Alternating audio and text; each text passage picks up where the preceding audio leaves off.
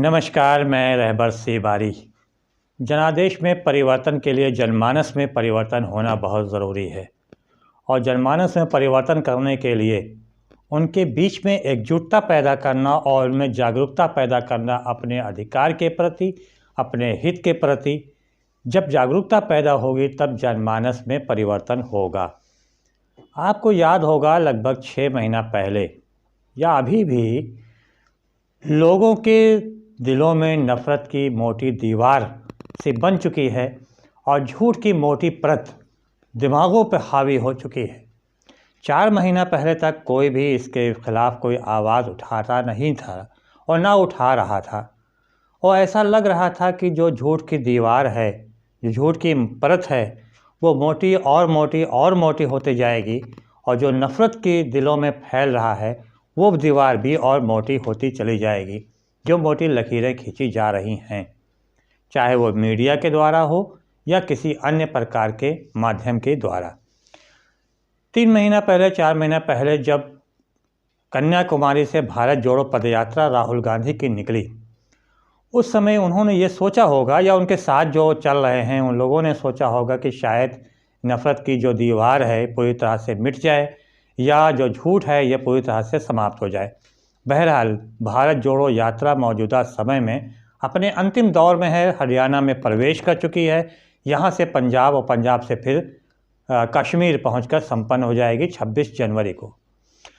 यहाँ पे ये नहीं कहा जा सकता कि इस भारत जोड़ो यात्रा से नफ़रत की जो दीवार है वो पूरी तरह से समाप्त हो गई और मोहब्बत चारों तरफ बिखर गई है। ये भी नहीं कहा जा सकता कि झूठ पूरी तरह से समाप्त हो गया है और सच पूरी तरह से हावी हो गया है। हाँ, ये ज़रूर है कि कन्याकुमारी से जब ये यात्रा शुरू हुई थी तो इन दीवारों में सुई की नोक के बराबर छेद ज़रूर हुआ था और अब जब ये अंतिम दौर में पहुंच चुका है ये भारत जोड़ो यात्रा, तो उससे ये ज़रूर है कि जो छेद है वो कुछ बड़ा हुआ है।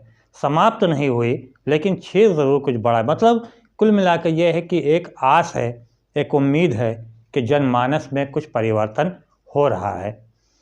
हमने भारत जोड़ो पदयात्रा से जुड़े हुए कुछ लोगों से वार्ता किया जो इस वक्त हरियाणा में मौजूद हैं।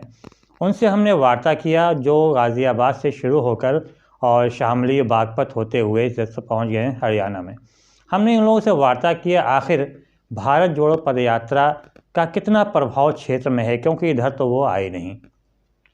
उन लोगों ने हमको बताया, उसमें से कई ऐसे थे जो अराजनैतिक हैं, मतलब उनका किसी राजनीति से कोई मतलब नहीं है, लेकिन सिर्फ वो इस उम्मीद में उस पदयात्रा से जुड़े हैं कि शायद ये छेद और बड़ा हो जाए और मोहब्बतें चारों तरफ फिर से पहले की तरह ही फैलने लगे। उनका ये कहना था कि पदयात्रा के दौरान जब विश्राम होता था तो हम लोग गाँव में जाते थे, वहाँ पर लोगों से वार्ता करते थे। तो ज़्यादातर लोग क्या, लगभग सभी ऐसे थे जिन्होंने पदयात्रा का समर्थन किया और सभी ने कहा कि नहीं, ये बहुत अच्छा है और किसी ने भी विरोध नहीं किया। सब ने कहा कि पदयात्रा अच्छी है और इससे जो नफ़रत है, झूठ है, इस पे काफ़ी हद तक अंकुश लग सकेगा। हाँ, कुछ लोगों ने ज़रूर ये कहा कि ये चीज़ 4 साल पहले क्यों नहीं शुरू की गई, अब क्यों शुरू की गई। बहरहाल जनमानस में परिवर्तन शुरू हो चुका है और इस परिवर्तन का कितना प्रभाव राजनीति पे पड़ेगा ये तो आने वाला समय ही बताएगा। मौजूदा समय में अगर देखा जाए तो वर्ष 2023 में 7 या 8 राज्यों में विधानसभा चुनाव होने हैं, जिसमें सबसे महत्वपूर्ण है कर्नाटक है, राजस्थान है, मध्य प्रदेश है। कर्नाटक में शायद जल्दी ही चुनाव होगा तो और बाकी नॉर्थ ईस्ट के भी कई राज्यों में विधानसभा चुनाव होने हैं।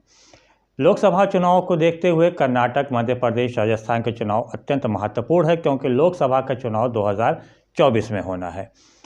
इस पदयात्रा का कितना प्रभाव चुनाव पर पड़ेगा ये तो अभी कुछ कहना जल्दबाजी होगी, क्योंकि ये राहुल गांधी के अनुसार ये पदयात्रा पूरी तरह से अराजनैतिक है और यही वजह है कि इस पदयात्रा में पूर्व जो RBI गवर्नर थे वो भी जुड़े और स्वराज के जो अध्यक्ष हैं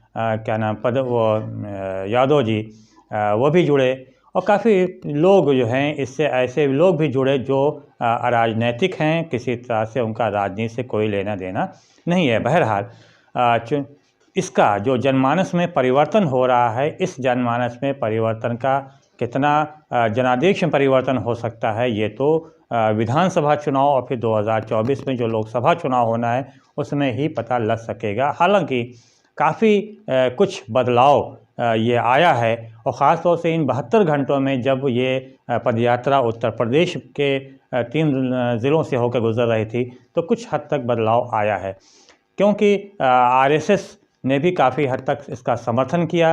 अगर देखा जाए तो आरएसएस के प्रमुख जो माने जाने वालों में से चंपत राय जी हैं, उन्होंने भी समर्थन किया, या अयोध्या जो राम जन्मभूमि न्यास के अध्यक्ष हैं, बट सबसे बड़े महंत हैं, उन्होंने भी इसका समर्थन किया और उन्होंने कहा कि नहीं, हम भगवान श्री राम से प्रार्थना करते हैं कि इनकी ये जो शुभकामनाएं देते हैं कि पदयात्रा पूरी तरह से सफल हो। बहरहाल काफ़ी कुछ लोग सामने आए हैं इस पदयात्रा को लेकर। अब देखना यह है कि इसका कितना प्रभाव पड़ता है, क्योंकि 26 जनवरी के समाप्त होने के बाद उसके बाद फिर शुरुआत होगी कि आखिर इसको किस तरह से लेकर चला जाता है और इस जो यात्रा हुई है इसको किस हद तक लोगों के दिलों तक पहुंचाया जाएगा, ये भी आने वाला वक्त बताएगा। तो बहुत बहुत धन्यवाद। जय हिंद, जय भारत।